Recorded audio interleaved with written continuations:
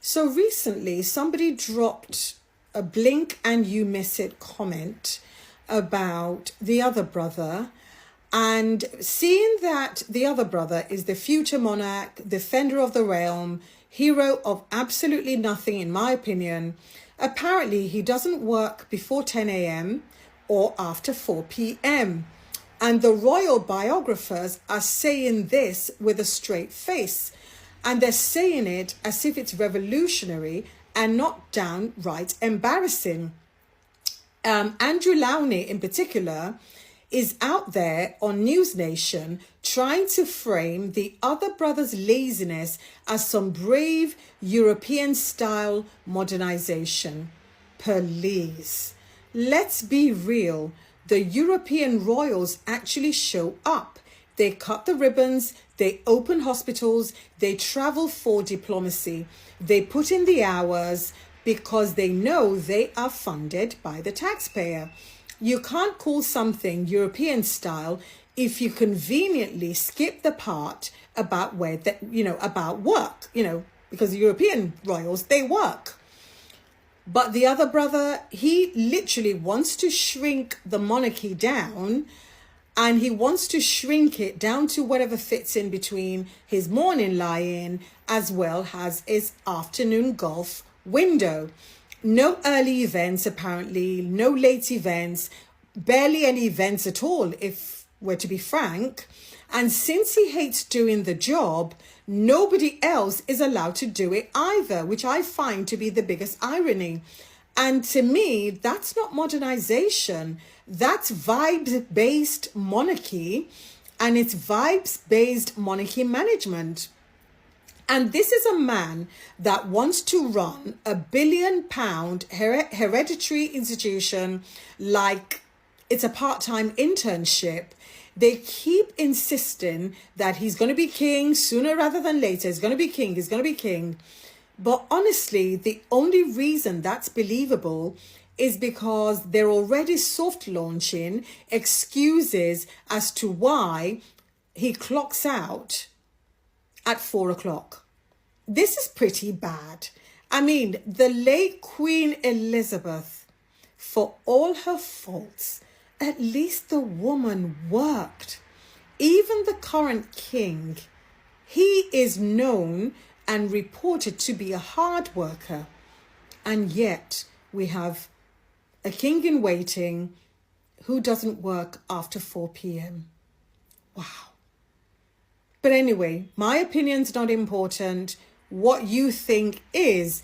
Please let me know your... So apparently someone dropped a blink and you miss it comment about the other brother. Yes, the future monarch, the defender of the realm, the man who has heroically done absolutely nothing except show up late and leave early. According to royal biographers, this man doesn't work before 10 a.m. and refuses to lift a royal finger after 4 p.m. And the best part? They say it proudly, with a straight face, as if they're revealing some kind of groundbreaking leadership strategy and not exposing the most expensive part-time employee in British history. One royal commentator even tried to rebrand the laziness as European-style modernization. Now listen, European royals actually work.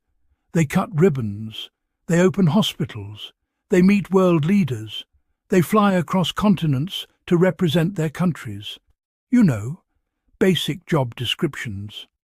Meanwhile, the other brother is out here pushing a model of monarchy based on vibes, naps, and whatever fits between his morning lion stretch and his afternoon golf warm-up. This man wants to shrink the monarchy to match his personal schedule, not based on budget, not based on efficiency, based on convenience. No early events, no late events, barely any events at all, unless he's forced or someone threatens to take his parking space. And the irony? If he doesn't want to do the job, he doesn't allow anyone else to do it either. The concept of teamwork died the moment he realized Harry was better at everything. Speaking, connecting, showing up, breathing, existing. And speaking of showing up, this is the same institution that attacked Harry for not wanting to work, when Harry was the only person under 40 actually doing the job. Harry was out there launching the Invictus Games, supporting veterans, going on humanitarian missions, building foundations that changed lives. Meanwhile, the other brother is putting in fewer hours than a teenager working their first weekend job at a grocery store. That's not modernization. That's a monarchy managed by vibes, shrug emojis, and whatever mood the Heir woke up in. And these people want us to believe he's ready to run a billion-pound institution? At this point, he's barely qualified to run a lemonade stand. They keep insisting he'll be king sooner rather than later. But honestly, the only reason that sounds believable is because they're already preparing the excuses. Oh, he leaves at 4 because he needs work-life balance. Oh, he doesn't do morning events because he's protecting his energy. Protecting it from what? Responsibilities. Even Queen Elizabeth, who had her flaws, worked circles around him. The woman kept a schedule at almost 100 years old. King Charles, whether people like him or not, is known to wake up early and grind through paperwork like it personally wronged him. But the future king-in-waiting? The moment the clock hits 4 p.m, he evaporates into thin air like Cinderella at midnight. Poof, monarchy over. And yet these are the people who dared to criticize Harry and Meghan Sussex. Two people who built global projects, created meaningful change, lifted communities, and showed the world what modern leadership actually looks like. Harry is out there working, speaking powerfully, standing strong for veterans, protecting his family, doing everything they said the heir should have done. And Meghan Sussex? Every time she walks into a room, the lights turn themselves on out of respect.